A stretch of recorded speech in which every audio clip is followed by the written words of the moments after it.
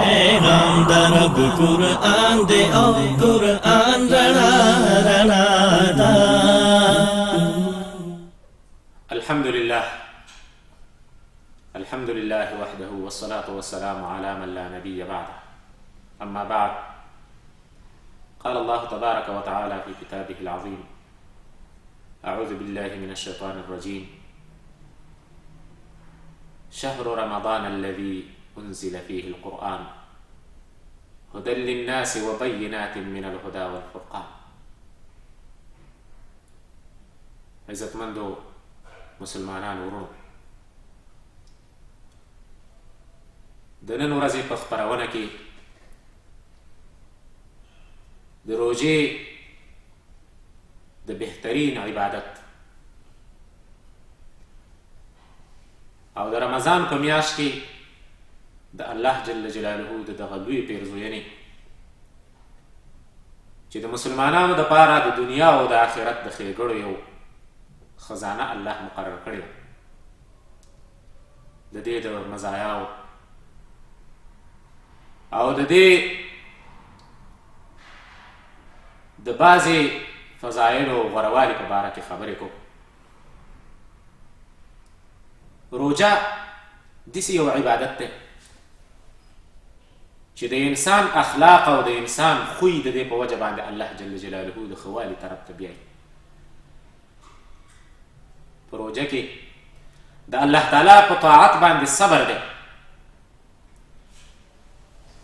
په روژه کې د الله تعالی د محارمو او د هغه عملونو نه چې الله جل جلاله د مسلمان دپاره حرام کړي او منع کړي دي د هغې نه صبر دی. په روژه کې د الله تعالی په قدرت او د الله تعالی په فیصلو باندې رضا او په هغې باندې صبر کول دي. مسلمان د ولږې سره په دې کې مخامخ کېږي، مسلمان د تندې سره په دې کې مخامخ کېږي، په دې کې د مسلمان وجود ته کمزوري راځي او کمزوری کېږي. خو الله جل جلاله د دې مسلمان تربیت په صبر او په استقامت باندې کوي. انما یوفى الصابرون اجرهم بغیر حساب. دغه صبرناکو ته الله جل جلاله د دوی اجر او ثوابونه بې حساب او بې کتابه ورکوي. بې اندازې اجرونه او ثوابونه الله دې ورته ورکوي. د روژهدار مسلمان دپاره دوه خوشحالۍ الله ورکوي. کله چې دی د الله د حلال رزق نه استفاده وکړي او روژه ماته کړي،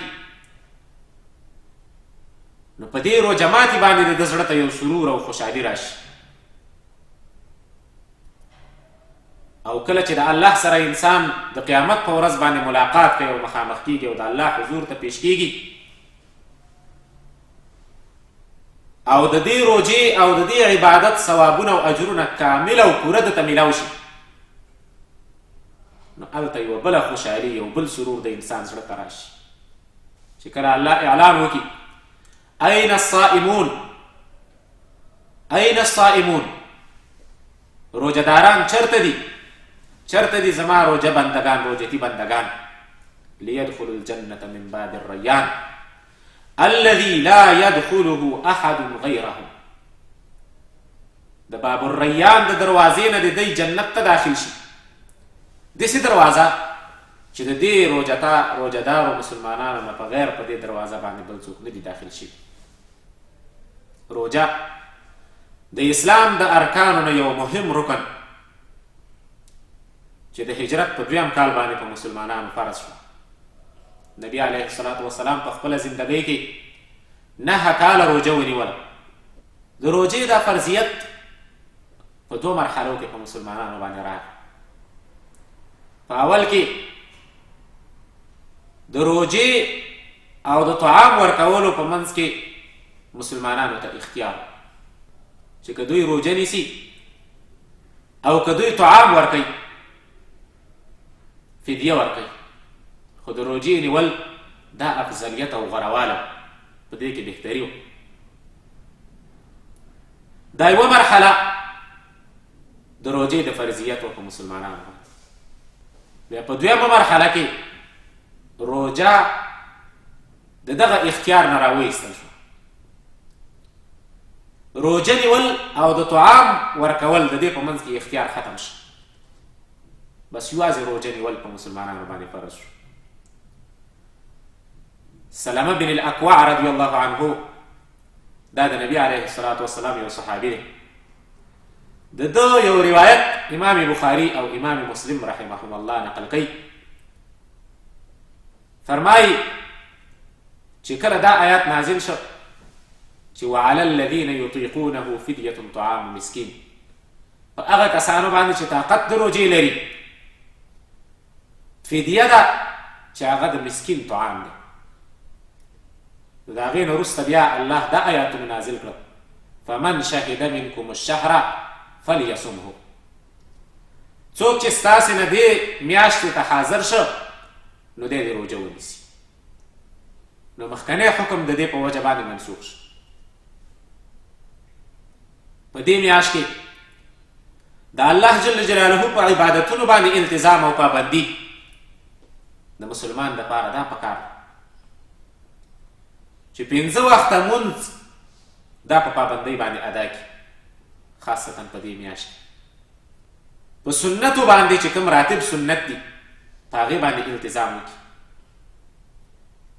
د شپې مونځ، قیام اللیل، تهجد کول او دا رقم تراویح چې د رمضان قیام دی په هغې باندې سړی توجه ورکړي او د هغې پابندي وکړي. د قرآن کریم تلاوت ته ډېره توجه. عبدالله بن مسعود رضی الله عنه فرمایي ان هذا القرآن مأدبة الله فاقبلوا مأدبته ما استطعتم. قرآن کریم د الله دسترخوان دی او د الله میلمستیا د ستاسې دپاره. نو د الله تعالی دا میلمستیا چې څومره هم طاقت کېږي قبوله کړئ. او بیا فرمایي ان هذا القرآن حبل الله المتین، دا قرآن د الله یو مضبوطه رسۍ ده، والنور المبین او ډېر یو روښانه او ښایسته او واضحه نور او رڼا ده، والشافع النافع او پیدمن سپارشي دی د مسلمانانو دپاره، د هغه چا دپاره چې څوک یې په دې باندې تمسک وکړي او منګولې پرې ولګوي او د دې تابعداري وکړي، د نجات لاره ده او د خلاصون لاره ده. د دې عجایب او د دې ناشنا هغه ګټې او ښېګړې هغه نه ختمېږي، نه ختمېدونکي دي، او چې څومره دا ډېر لوستلی کېږي هغومره دا زړېږي نه او نوی کېږي. او الله تعالی د دې په تلاوت باندې تاسې ته د هر یو حرف په مقابل کې د 10 حسناتو پیرزو کوي. نو د دې وجې نه په دې میاشت کې خصوصا د قرآن کریم په تلاوت باندې ډېر زیات کوشش کول او دې ته ډېر وخت ورکول چې د دې میاشت سره د قرآن کریم ډېر یو خصوصي تعلق دی. جبریل علیه الصلاة والسلام براته او د نبي علیه الصلاة والسلام به د قرآن کریم د نبي علیه الصلاة والسلام سره به د الله د کتاب تلاوت او لوستل کول. او په کوم کال چې وفات کېده نو 2 ځله قرآن کریم د نبي علیه الصلاة والسلام سره ولوست. امام زهري رحمه الله چې کله به رمضان راغی نو هغه به ویل انما هو تلاوة القرآن و اطعام الطعام. رمضان د قرآن کریم تلاوت دی، په مسلمانانو باندې د خوراک خورول دي. امام مالک رحمه الله چې کله به رمضان راغی نو د حدیثو قرائت به پرېښود، د علم مجالس به پرېښودل او په مصحف کې به د قرآن کریم تلاوت ته توجه وکړه. امام قتاده رحمه الله د هغه د عادتو چې په هرو 2 شپو کې به هغه قرآن کریم ختماوه، خو په رمضان کې به په هرو 3 شپو کې قرآن کریم مکمل په تلاوت باندې ختماوه. او په آخري شپو کې چې هغه د رمضان آخري 10 شپې دي په هغې کې به هره شپه هغه د قرآن کریم ختم کا. دا رقم په رمضان کې انفاق کول، د الله په لاره کې مال لګول، خرچه کول د نبی علیه الصلاة والسلام عادت او خوی ډېره زیاته سخا کولو، لیکن په رمضان کې به د هغه سخا نورم پسې زیاتېدله. و اجود ما یکون فی رمضان. د دې سره سره په دې باندې موږ پوه شو چې په دې روژه کې الله څومره حکمتونه او څومره ښېګړې زموږ او ستاسې دپاره یې ښودلي دي. د الله د نزدېکت دپاره، الله تعالی ته د ځان د نږدې کولو دپاره یو بهترینه وسیله عبادت دی ده. په دې باندې د مسلمان د ایمان صداقت او رښتیاوالی هغه ښکاره کېږي، او د الله سره د مسلمان د محبت او د مینې هغه انتهایی درجه ښودل دی په دې عبادت باندې. د تقوا یو بهترین سبب روجه. نبی علیه الصلاة والسلام فرمایي من لم يدع قول الزور والعمل به والجهل فليس لله حاجة في أن يدع طعامه وشرابه. د دې ګناهونو او د بدو کارونو د پرېښودلو دپاره او تقوا ته د رسېدلو دپاره غوره وسیله. نبی علیه الصلاة والسلام فرمایي چې څوک دروغ او په هغې باندې عمل کول پرې نه دي، نو الله د ده خوراک پرېښودلو او څښاک پرېښودلو ته هېڅ ضرورت نه لري. د دې روژې د بهترین عبادت په وجه باندې د انسان زړه دا د الله په دې مخلوقاتو کې د فکر کولو دپاره، د الله د یاد او د الله د ذکر دپاره فارغېږي او هغې ته وزګارېږي. ابو سلیمان الداراني رحمه الله فرمایي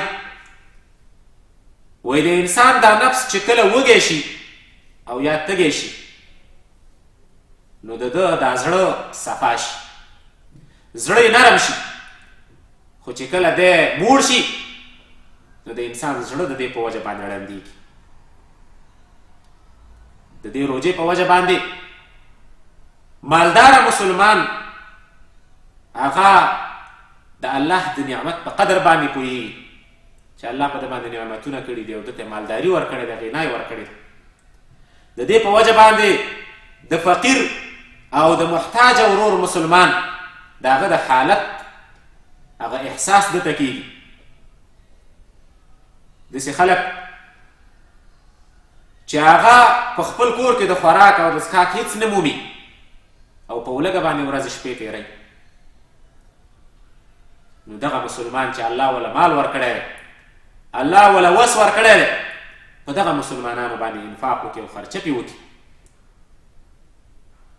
دا رقم د روژې په وجه باندې انسان د دې خپل نفس د کنټرولولو تمرین حاصلوي. دته په دې باندې ټریننګ ورکړی کېږي، د نفس عاجزي په دې کې پیدا کېږي، د تکبر نه انسان په دې باندې ساتلی کېږي، او د شیطان هغه د تلو راتلو لارې چې د انسان په بدن کې دی ګرځي راګرځي، د دې روژې او د دې عبادت په وجه باندې هغه په ده باندې تنګېږي. د دې وجه نبی علیه الصلاة والسلام فرمایي ومن لم یستطع فعلیه بالصوم فانه له وجاء. انسان د ده دا نفس د دې په وجه باندې د خواهشاتو نه راکنټرولېږي، او په دې روژه کې الله تعالی صحي او د روغوالي فایدې او ګټې هم یې ښودلي دي. د دې په وجه باندې د ده هاضمې جهاز ته فایدې رسېږي، او د ده دا بدن د هغه بې فایدې او د ضرري رطوباتو او د هغه موادو نه په هغې باندې د ده ته نجات حاصلېږي او دا د خلاصېږي، او دغسې نورې ډېرې فایدې او ګټې الله تعالی په دې عبادت کې ښودلي دي.